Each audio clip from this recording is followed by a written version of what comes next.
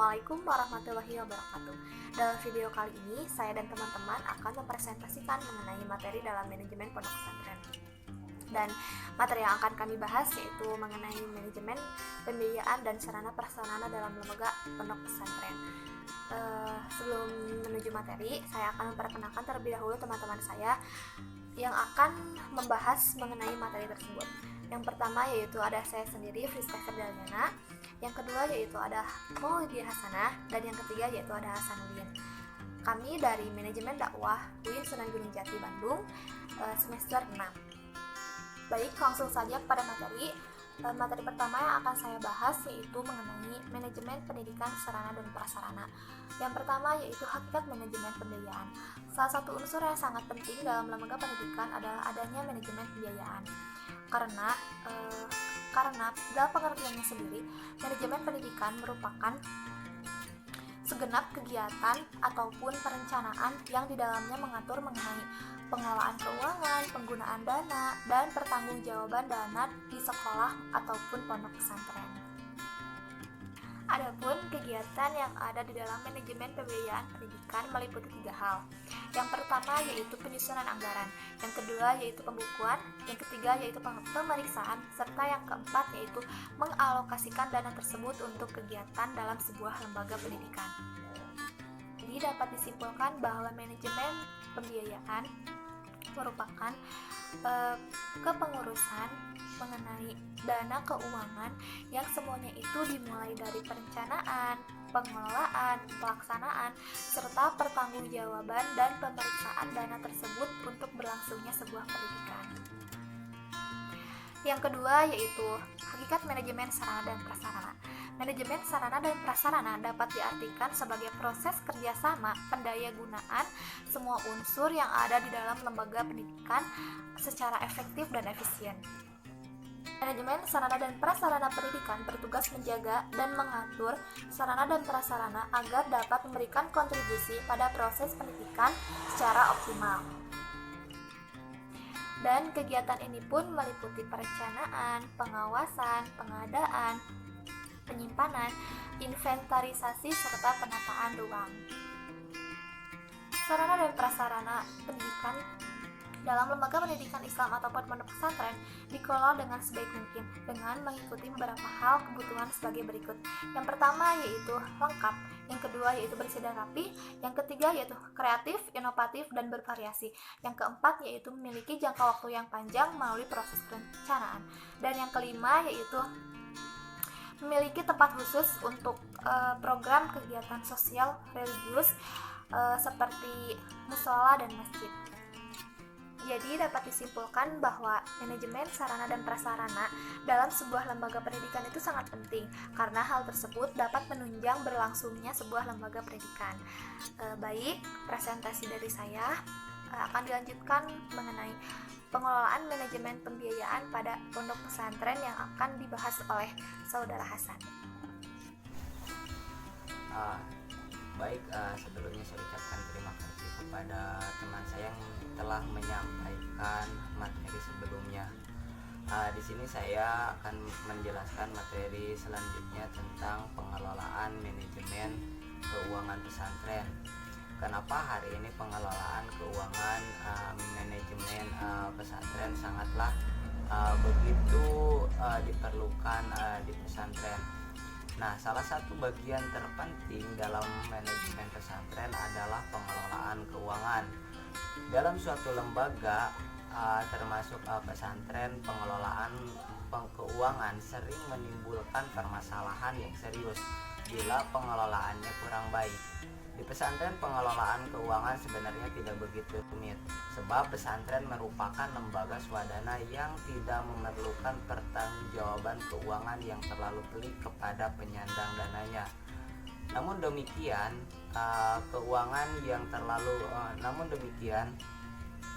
karena banyak juga dana yang bersumber dari masyarakat untuk mendanai kegiatan di pesantren, walaupun jumlahnya relatif kecil, hal itu perlu ada laporan atau penjelasan sederhana sesuai dengan prinsip-prinsip pengelolaan keuangan publik. kepada masyarakat agar kredibilitas ataupun kualitas pesantren di mata masyarakat cukup tinggi. Nah, disinilah perlunya pengelolaan keuangan dengan baik dan cukup tinggi. Disinilah perlu pengelolaan keuangan dengan baik dan transparan dibudidayakan di lingkungan pesantren. Pengelolaan keuangan pesantren yang baik ini sebenarnya juga merupakan bagian dari upaya melindungi personil pengelola pesantren. Nah, adapun rencana pembelanjaan ataupun anggaran keuangan yang ditransparansikan di pesantren itu sifatnya harus sesuai dengan prinsip. Dalam melakukan sebuah pembelanjaan, hendaknya pesantren mengikuti beberapa prinsip yang perlu dilakukan. Yang pertama yaitu dengan hemat, efisien, relatif murah. Kemudian juga barang yang kita dapatkan itu hasil dari produk dalam negeri. Terus kemudian itu sifatnya harus transparan dan terbuka, lalu disesuaikan dengan program yang akan kita rencanakan. Itu untuk pembelian.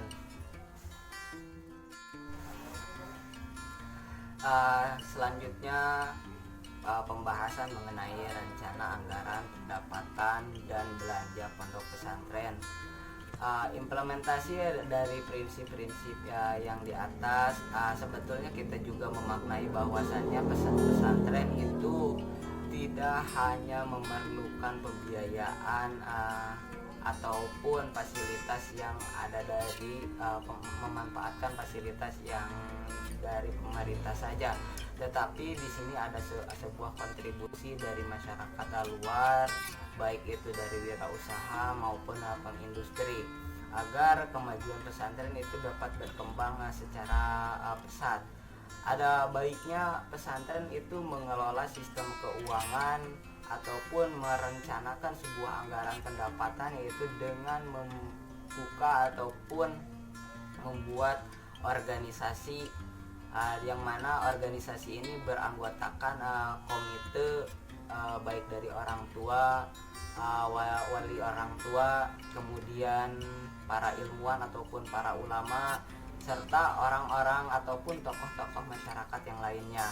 Di sini ada dua bagian pokok anggaran yang harus diperhatikan dalam penyusunan rencana anggaran pendapatan belanja pondok pesantren.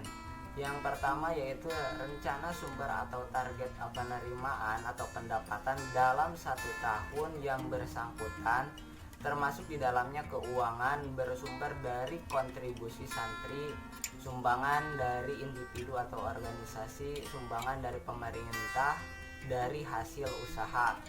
Kemudian yang kedua yaitu rencana penggunaan keuangan dalam 1 tahun yang bersangkutan. Semua penggunaan keuangan pesantren dalam 1 tahun anggarannya perlu direncanakan dengan baik agar kehidupan pesantren dapat berjalan dengan baik.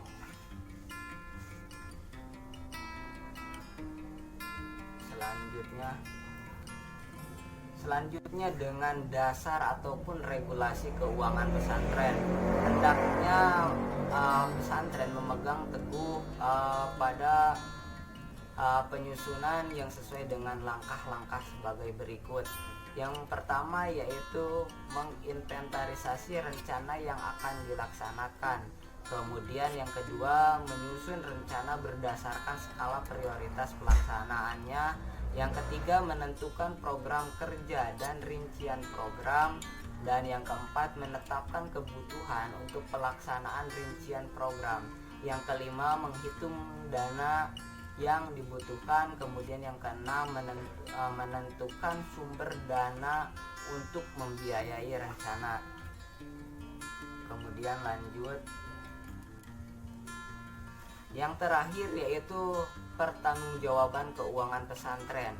Hendaknya pertanggungjawaban keuangan pesantren yang dilakukan oleh bendahara, baik itu dalam organisasi pesantren maupun lembaga pesantren, itu harus sifatnya terbuka ataupun transparan, agar seperti yang tadi saya ungkapkan di atas, citra ataupun nama baik pesantren itu tetap terjaga, baik secara personil mau baik itu ustadz, ustazah, pengasuh, dan tokoh lainnya yang berada di lingkungan pesantren itu citranya selalu baik.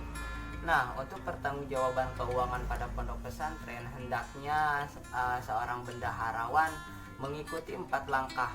Yang pertama yaitu dalam kaitan dengan pengelolaan keuangan tersebut, yang perlu diperhatikan oleh bendaharawan itu ada 4 langkah.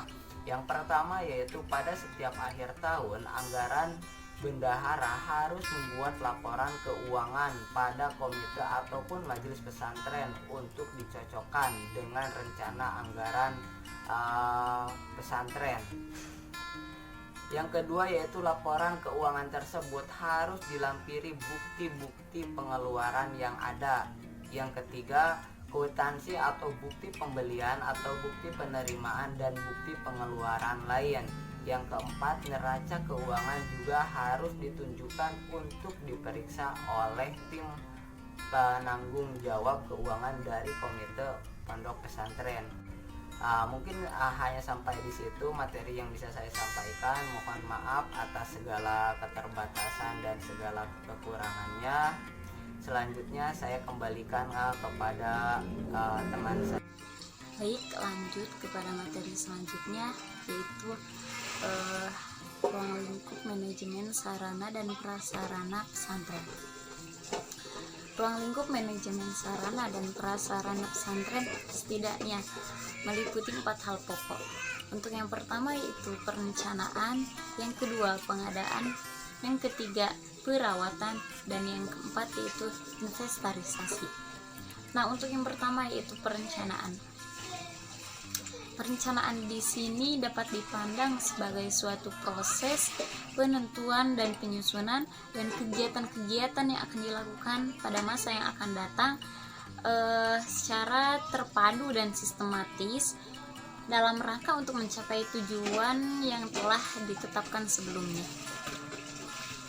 Rencana di sini hendaknya memiliki sifat-sifat seperti yang pertama, perencanaan ini harus jelas, yang kedua perencanaan ini harus terpadu, yang ketiga mengidentifikasi kebutuhan sarana dan prasarana pesantren di pesantren, dan yang terakhir yaitu yang keempat menetapkan prioritas kebutuhan sarana dan prasarana di pesantren itu sendiri. Lanjut untuk ruang lingkup manajemen sarana dan prasarana pesantren, yang kedua yaitu pengadaan. Pengadaan sarana dan prasarana pesantren pada dasarnya ini merupakan sebuah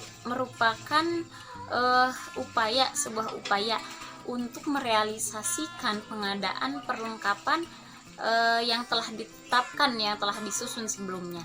Nah, dalam kaitannya dengan pengadaan ini, sebaiknya kita memperhatikan hal-hal yang telah ditentukan. Untuk yang pertama yaitu pengadaan ini dituangkan dalam bentuk program. Yang kedua, mengusulkan sarana dan prasarana pesantren itu kepada pihak terkait.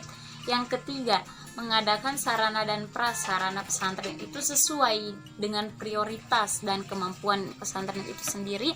Dan untuk yang keempat yaitu mendistribusikan dan mendayagunakan secara optimal sarana dan prasarana itu sendiri.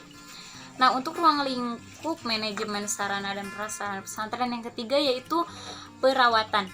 Nah, sarana dan prasarana yang sudah ada di dalam sebuah lembaga maupun itu lembaga pesantren selayaknya harus dirawat dan dipelihara agar dapat dimanfaatkan secara optimal, efektif, dan efisien. Perawatan dan pemeliharaan sarana dan prasarana ini seharusnya terutama di pesantren harus dilakukan secara teratur dan pastinya harus berkesinambungan. Nah, untuk manajemen sarana dan prasarana pesantren yang keempat yaitu yang terakhir ini, yaitu inventarisasi. Nah, salah satu aktivitas dalam pengelolaan perlengkapan pesantren di sebuah lembaga, ya maupun itu termasuk lembaga pesantren, adalah mencatat semua perlengkapan yang dimiliki oleh lembaga. Kegiatan pencatatan semua perlengkapan itu disebut inventarisasi. Nah, dengan demikian, inventarisasi ini adalah sebuah pencatatan dan penyusunan daftar barang milik yang dimiliki secara sistematis, tertib, dan juga teratur berdasarkan ketentuan-ketentuan yang sudah berlaku. Sedangkan inventaris adalah daftar yang memuat semua barang milik kantor yang dipakai dalam melaksanakan tugas. Mungkin pemaparan dari kelompok kami cukup sekian yang dapat kami sampaikan. Kurang lebihnya mohon dimaafkan. Terima kasih. Ditutup dengan doa. Rabbana atina fid dunya hasanah wa fil akhirati hasanah wa qina adzabannar. Wassalamualaikum warahmatullahi wabarakatuh.